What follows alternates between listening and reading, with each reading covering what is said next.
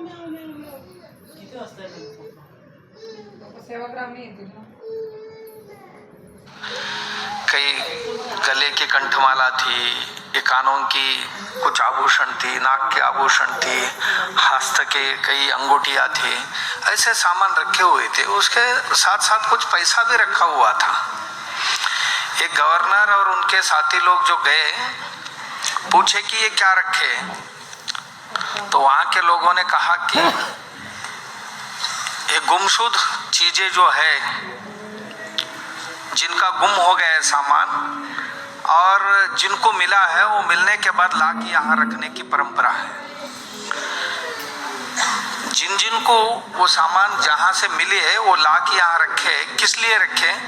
कि उसकी मालिक आके यहाँ देखेगा, फिर उसका अपना सामान लेके जाएगा. कितने दिनों से नहीं है, सैकड़ों सालों से परंपरा से ये प्रथा हमारे यहाँ है. तो बोले कि ये कब तक रहेंगे इधर, इसका मालिक जब तक नहीं आएगा तब तक ये इधर ही रहेंगे. कि रात को कोई उठा के नहीं ले जाएगा, नहीं, कई सालों से इधर ही पड़े हैं. कहीं आते हैं लेके जाते हैं तो दूसरा कहाँ मिलता है तो ला के रखते हैं. ये कैसा संभव है? बोले.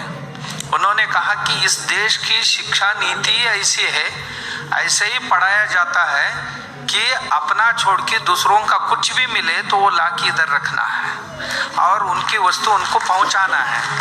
ये हमारी शिक्षा नीति है. यही रिपोर्ट उन्होंने बाद में ब्रिटिश पार्लियामेंट को भेजा था.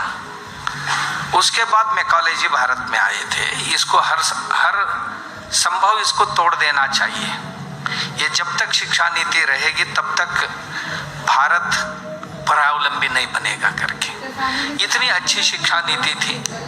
हम लोग जानते हैं और समझते भी है. शिक्षा उसको कहा जाता था पहले, शरीर को श्रम की ओर, बुद्धि को ज्ञान की ओर और हमारे मन को श्रद्धा की ओर जो ले जाती है उसको शिक्षा कहते थे. हमारी बुद्धि बहुत प्रगल्भ है, मगर शरीर आलसी है तो उसको विद्या नहीं कहा जाता था, शिक्षा नहीं कहा जाता था. हाँ, शरीर से बहुत तंदुरुस्त है, बुद्धि खाली पड़ी है, ज्ञान नहीं है बुद्धि में, तो उसको शिक्षा नहीं कहते थे. और बुद्धि भी है, शरीर भी अच्छे है, ज्ञान भी है, शरीर भी अच्छे है, यदि श्रद्धा नहीं है उसके मन में, उसको भी शिक्षा नहीं कहा जाता था. किस पर श्रद्धा? जिस भगवान ने हमें ये सृष्टि दी है और ये शरीर दी है उन पर श्रद्धा. जिन माता पिताओं ने ये शरीर हमें दी है और इस दुनिया दिखाई है उन पर श्रद्धा. और जिस संस्कृति में हम पले बड़े हैं, जिस धर्म में हम पले बड़े हैं, उस पर हमारी श्रद्धा.